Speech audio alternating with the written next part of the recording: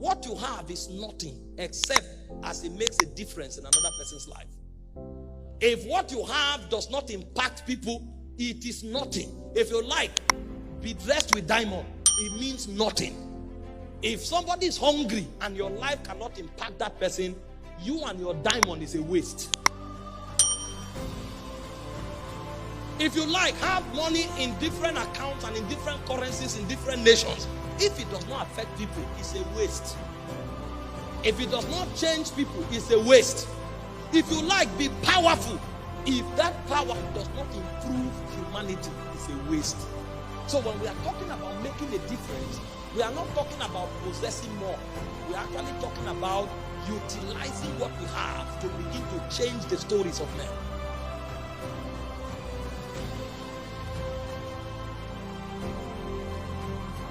To make a difference is to create intervention in the lives of people so that they can come out of their troubles and from their sorrows. And so if you leave this conference and you are not conscious of the poor neighbor you have, it means this conference was a waste. If you like, lie on the floor and roll from one side to the other. If you leave this conference and the people working with you in your company don't feel the impact, it means it was a waste, even if a drum of oil was poured on you in the course of this conference. Because making a difference is to change the lives of people by creating interventions that take them out of their crisis. Sometimes we are too selfish to think about others. Every time we think about change, it's about us. But the reason God left us on earth is to create change in the lives of others.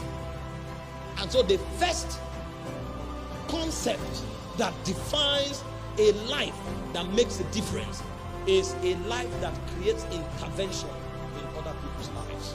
The second concept that defines what making a difference is a life that projects values. Values that provoke transformation. Somebody can be poor and I can bring intervention by giving him food. Although I have provided him food, I have not really helped him, because he may eat food, but he will still be a sinner. He may eat that food, he may still be a fornicator. He may eat that food and he may still be stealing. And so beyond creating material intervention, a life that makes a difference is a life that projects values. Values that are sufficient in potency to trigger transformation in others. So it goes to mean that when men look at you, they should reorder their lives. If they see the love of God from your life, they should learn to start showing love. If they see purity in your life, they should learn to start living holy. If they see uncompromising stand for truth in your life, they should stop compromising. Because not just because you gave them money or food, but this time around, you are giving them what is more than money and food. You are showing them a character that is superior to what they have. Because a man's value is not in the multitude of the things he possesses. You can change somebody's story from poverty to riches, but that person will still go to hell. You can heal a sick person, but that person will still go to hell. In fact, some persons you help and deliver from trouble will become tyrants oppressing other people.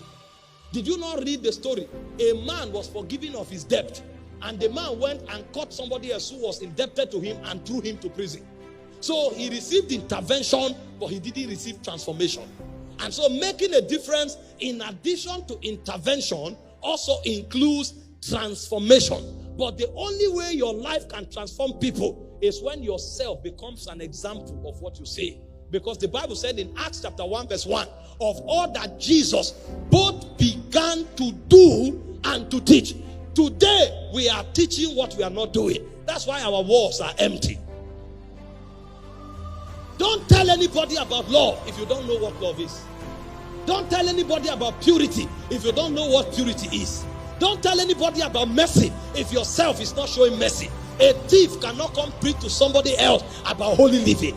And so it begins with character transformation. And that character is pushed into the lives of others. Because people will become who you are, not just what you say. This is why we have many churches, many pastors preaching messages they don't understand. Because the Bible said, thou shalt know the truth shall make you free. A man in captivity cannot deliver others. If I'm sitting on the ground, I can't lift anybody up.